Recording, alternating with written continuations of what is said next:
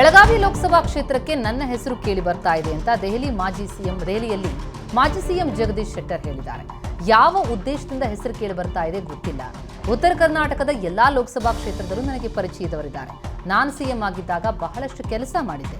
ಹಾಗಾಗಿ ಉತ್ತರ ಕರ್ನಾಟಕದ ಯಾವ ಕ್ಷೇತ್ರದಲ್ಲಾದರೂ ನನಗೆ ಜನರ ಪರಿಚಯ ಇದೆ. ಹೈಕಮಾಂಡ್ ತೀರ್ಮಾನಕ್ಕೆ ನಾವೆಲ್ಲ ಬದ್ಧವಾಗಿರಲಿದ್ದೇವೆ ಅಂತ ಜಗದೀಶ್ ಶೆಟ್ಟರ್ ತಿಳಿಸಿದ್ದಾರೆ. ನಾನು ಲೋಕಸಭಾ ಚುನಾವಣೆಯ ಟಿಕೆಟ್ ಆಕಾಂಕ್ಷಿ ಅಲ್ಲ ಅಂತ ಮಾಜಿ ಸಿಎಂ ಬಸವರಾಜ ಬೊಮ್ಮಾಯಿ ಹೇಳಿದ್ದಾರೆ. ನವದೆಹಲಿಯಲ್ಲಿ ಮಾತನಾಡಿದ ಬೊಮ್ಮಾಯಿ, ಹಿಂದೆಯೂ ನಾನು ಹಲವು ಬಾರಿ ಸ್ಪಷ್ಟಪಡಿಸಿದ್ದೇನೆ. ಹೈಕಮಾಂಡ್ ನಾಯಕರು ಯಾರಿಗೆ ಟಿಕೆಟ್ ನೀಡುತ್ತಾರೋ ಅವರ ಪರವಾಗಿ ನಾವು ಕೆಲಸವನ್ನ ಮಾಡ್ತೇವೆ ಅಂತ. ಈಗಾಗಲೇ ಹಾವೇರಿ ಮತ್ತು ಗದಗದಲ್ಲಿ ಬಿಜೆಪಿ ನಾಯಕರ ಜೊತೆ ಸಭೆ ಮಾಡಲಾಗಿದೆ. ಶಿವಕುಮಾರ್ ಉದಾಸಿಯವರನ್ನ ಮತ್ತೊಮ್ಮೆ ಮನವೊಲಿಸುವ ಕೆಲಸವನ್ನ ಮಾಡಲಾಗ್ತಾ ಇದೆ ಎಂದು. ದೆಹಲಿಯಲ್ಲಿ ವಿಪಕ್ಷ ನಾಯಕ ಆರ್ ಅಶೋಕ್ ಪ್ರತಿಕ್ರಿಯೆ ಕೊಟ್ಟಿದ್ದಾರೆ. ರಾಷ್ಟ್ರೀಯ ಕಾರ್ಯಕಾರಿಣಿ ಸಭೆ ನಡೀತಾ ಇದೆ. ಲೋಕಸಭೆಯಲ್ಲಿ 400 ಸ್ಥಾನ ಗೆಲ್ಲುವ ಉದ್ದೇಶದಿಂದ ಸಭೆ ನಡೆಸಲಾಗ್ತಾ ಇದ್ದು, ಸಭೆಯಲ್ಲಿ 12,000 ನಾಯಕರು ಭಾಗಿಯಾಗ್ತಾ ಇದ್ದಾರೆ. ಚುನಾವಣೆ ಯಾವತ್ತೇ ಬರಲಿ, ನಾವು ಇಲ್ಲಿಂದ ಹೊರಟ ತಕ್ಷಣ ಚುನಾವಣೆಗೆ ಸಜ್ಜಾಗ್ತೇವೆ. 28 ಸ್ಥಾನಗಳನ್ನು ಗೆಲ್ಲಬೇಕು, ಇದೇ ನಮ್ಮ ಗುರಿ ಎಂದರು ಆರ್ ಅಶೋಕ್. ಮಂಗಳೂರಿನಲ್ಲಿ ಮಾತನಾಡಿದ ಡಿಸಿಎಂ ಡಿಕೆ ಶಿವಕುಮಾರ್, ರಾಜಕೀಯದಲ್ಲಿ ಯಾವುದೂ ಶಾಶ್ವತ ಮತ್ತು ಅಸಾಧ್ಯ ಇಲ್ಲ ಅಂದರು.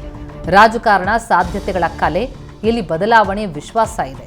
ಹೀಗಾಗಿ ಮಂಗಳೂರಿನಲ್ಲಿ ಈ ಬಾರಿ ಸಮಾವೇಶ ಮಾಡ್ತಾ ಇದ್ದೀವಿ ಎಂದರು. ಈ ಭಾಗದಲ್ಲಿ ನಾವು ಗೆಲ್ಲುವ ಸಾಧ್ಯತೆ ಹೆಚ್ಚಿದೆ, ಹೀಗಾಗಿಯೇ ಸಮಾವೇಶ ಮಾಡ್ತಾ ಇದ್ದೇವೆ. ಇಲ್ಲಿ ನಿರುದ್ಯೋಗ ಇರೋದ್ರಿಂದ ಇಲ್ಲಿನ ಜನ ಸೌದಿ, ಬೆಂಗಳೂರು, ಮುಂಬೈ ಕಡೆ ಉದ್ಯೋಗಕ್ಕೆ ಹೋಗ್ತಾ ಇದ್ದಾರೆ. ಇಲ್ಲಿ ಎಷ್ಟೇ ಶಿಕ್ಷಣ ಸಂಸ್ಥೆಗಳಿದ್ರೂ ಮಕ್ಕಳು ಡ್ರಾಪ್ ಔಟ್ ಆಗ್ತಾ ಇದ್ದಾರೆ. ಇಲ್ಲಿ ಧರ್ಮ ರಾಜಕೀಯ ಇದೆ, ಬಿಜೆಪಿ ಅಭಿವೃದ್ಧಿ ಮಾಡ್ತಾ ಇಲ್ಲ ಅಂತ ಬಿಜೆಪಿ ವಿರುದ್ಧ ವಾಗ್ದಾಳಿ ನಡೆಸಿದ್ರು. ಈ ಜಿಲ್ಲೆಯ ಬಗ್ಗೆ ನಾವು ಹೊಸ ಆಲೋಚನೆ ಮಾಡ್ತೀವಿ, ಉದ್ಯೋಗ ಸೃಷ್ಟಿಸ್ತೀವಿ ಅಂತ ಡಿಕೆಶಿ ನುಡಿದಿದ್ದಾರೆ. ಇನ್ನು ಡಿಸಿಎಂ ಡಿಕೆ ಶಿವಕುಮಾರ್ ತಮ್ಮ ಸಹೋದರ ಸುರೇಶ್ ಪರ ಬ್ಯಾಟಿಂಗ್ ಮಾಡಿದ್ದಾರೆ. ನಾನು ದೇವೇಗೌಡರು ಕುಮಾರಸ್ವಾಮಿ ವಿರುದ್ಧ ನಿಂತಿದ್ದವನು. ಅನಿತಾ ಕುಮಾರಸ್ವಾಮಿ ನನ್ನ ಸಹೋದರನ ವಿರುದ್ಧ ನಿಂತರೂ ನನ್ನ ಸಹೋದರನೇ ಗೆದ್ದಿದ್ದು. ಬಿಜೆಪಿ ಜೆಡಿಎಸ್ ಒಟ್ಟಾಗಿ ನನ್ನ ಸಹೋದರನ ವಿರುದ್ಧ ನಿಂತಾಗಲೂ ಕೂಡ ಆತನೇ ಗೆದ್ದಿದ್ದಾನೆ. ಸುರೇಶ್ ದೆಹಲಿಯಲ್ಲಿ ಕೂರುವ ಎಂಪಿ ಅಲ್ಲ, ಅವನು ಹಳ್ಳಿಯ ಎಂಪಿ. ಸುರೇಶ್ಗೆ ಮತದಾರರ ಭಾವನೆ ಗೊತ್ತಿದೆ. ದೇವೇಗೌಡರು ಕುಮಾರಸ್ವಾಮಿ ನಮ್ಮಲ್ಲಿ ಎಂಪಿ ಆಗಿದ್ರು. ಹಳೆಯ ಎಂಪಿಗಳು ಹಾಗೂ ಈ ಎಂಪಿಯ ವ್ಯತ್ಯಾಸ ಜನ ನೋಡಿದ್ದಾರೆ. ಪ್ರತಿ ಹಳ್ಳಿ ರಸ್ತೆ ಅಭಿವೃದ್ಧಿ, ಮನೆಗಳ ಅಭಿವೃದ್ಧಿ ಆಗಿದೆ. ಯಾರನ್ನೇ ನಿಲ್ಲಿಸಿದ್ರೂ ಮತದಾರ ಉತ್ತರ ಕೊಡ್ತಾನೆ. ಪ್ರಜ್ಞಾವಂತ ಮತದಾರರಿದ್ದಾರೆ. ಕುಮಾರಸ್ವಾಮಿಯೇ ನಿಂತರೂ ನನಗೆ ಯಾವುದೇ ಬೇಜಾರಿಲ್ಲ, ಯಾರೇ ನಿಂತರೂ ನಾವು ಸ್ವಾಗತ ಮಾಡ್ತೀವಿ ಅಂತ ಬಿಜೆಪಿ ಜೆಡಿಎಸ್ ಮೈತ್ರಿಗೆ ಡಿಕೆಶಿ ಟಾಂಗ್ ಕೊಟ್ಟಿದ್ದಾರೆ.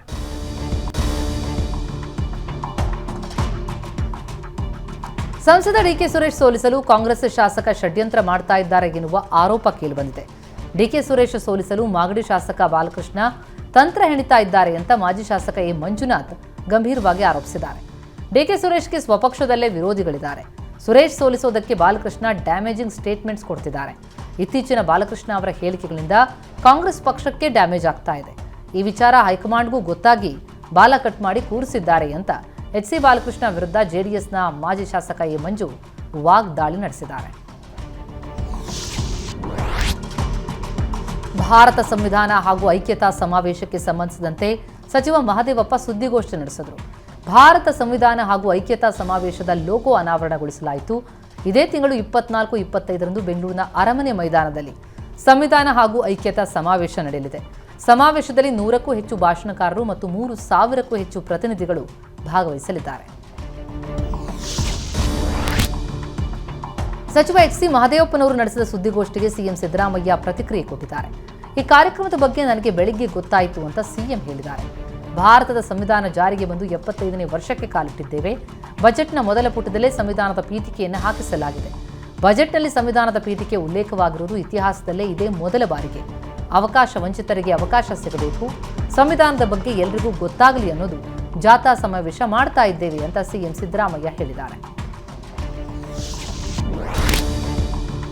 ಎಐಸಿಸಿ ಅಧ್ಯಕ್ಷ ಮಲ್ಲಿಕಾರ್ಜುನ್ ಖರ್ಗೆಗೆ ಜೀವ ಬೆದರಿಕೆ ಬಂದಿದ್ದರಿಂದ ಭದ್ರತೆ ಹೆಚ್ಚಿಸಲಾಗಿದೆ. ಮಲ್ಲಿಕಾರ್ಜುನ್ ಖರ್ಗೆ ಅವರಿಗೆ ಕಳೆದ 3 ದಿನಗಳಿಂದ ಝಡ್‌ಲೆಸ್ ಸೆಕ್ಯೂರಿಟಿ ನೀಡಲಾಗ್ತಾ ಇದೆ. ರಾಜ್ಯ ಭದ್ರತಾ ಸಿಬ್ಬಂದಿಯ ಜೊತೆಗೆ ಸಿಆರ್ಪಿಎಫ್ ಝಡ್‌ಲೆಸ್ ಸೆಕ್ಯೂರಿಟಿ ನಿಯೋಜನೆ ಮಾಡಲಾಗಿದೆ. ಹೆಚ್ಚುವರಿಯಾಗಿ 8 ಜನ ಸಿಆರ್ಪಿಎಫ್ ಗನ್ ಮ್ಯಾನ್ಗಳನ್ನು ನಿಯೋಜಿಸಲಾಗಿದೆ. ಮಲ್ಪೆಯಿಂದ ಚಿತ್ರದುರ್ಗದ ಮೊಳಕಾಲ್ಮೂರುವರೆಗೆ ನಡೀತಾ ಇರುವಂತಹ ರಾಷ್ಟ್ರೀಯ ಹೆದ್ದಾರಿ ಕಾಮಗಾರಿಗೆ ಕುರಿತಂತೆ ಕೇಂದ್ರ ಸಚಿವೆ ಶೋಭಾ ಕರಂದ್ಲಾಜೆಯನ್ನ ಮಲ್ಪೆಯ ಮೀನುಗಾರರು ತರಾಟೆಗೆ ತೆಗೆದುಕೊಂಡಿದ್ದಾರೆ. ಉಡುಪಿ ಪ್ರವಾಸಿ ಮಂದಿರದಲ್ಲಿ ರಾಷ್ಟ್ರೀಯ ಹೆದ್ದಾರಿ ಅಧಿಕಾರಿಗಳ ಸಭೆ ನಡೆದಿದ್ದಾಗ ಸಂಸದೆ ಮೇಲೆ ಮೀನುಗಾರ ಮುಖಂಡರು ಸಿಟ್ಟಾದರು. ಮೀನುಗಾರರ ಮುಖಂಡ ಕಿಶೋರ್ ಡಿ ಸುವರ್ಣ ಮಾತನಾಡಿ, ಮಲ್ಪೆ ಬಂದರಿನಲ್ಲಿ ಸಾವಿರಾರು ಕೋಟಿ ವ್ಯವಹಾರ ಆಗತ್ತೆ, ಪರಿಹಾರಕ್ಕೆ ಕೇವಲ 50 ಕೋಟಿ ರೂಪಾಯಿ ಕೊಡೋದಕ್ಕೆ ಹಿಂದೇಟು ಯಾಕೆ? ನಾವು ನಿಮ್ಮ ಮೇಲೆ ವಿಶ್ವಾಸ ಇಟ್ಟು ಮತ ಹಾಕಿ ಗೆಲ್ಲಿಸಿದ್ದೇವೆ, ನೀವು ನಮ್ಮ ಮೇಲೆ ವಿಶ್ವಾಸ ಇಟ್ಟಿಲ್ಲ ಯಾಕೆ ಅಂತ ಪ್ರಶ್ನಿಸಿದರು. ಕಾನೂನಿನ ಬಗ್ಗೆ ಚರ್ಚಿಸುವ ರೀತಿ ಇದಲ್ಲ, ಸಂಯಮದಿಂದ ವರ್ತಿಸಿ ಅಂತ ಶೋಭಾ ಕರಂದ್ಲಾಜೆ ಹೇಳಿದ್ದಾರೆ. ಈ ಸಂದರ್ಭ ಜಿಲ್ಲಾಧಿಕಾರಿ ವಿದ್ಯಾಕುಮಾರಿ, ಶಾಸಕ ಯಶ್ಪಾಲ್ ಸುವರ್ಣ ಮಧ್ಯಪ್ರವೇಶ ಮಾಡಿ ಗಲಾಟೆ ನಿಲ್ಲಿಸಿದ್ದಾರೆ.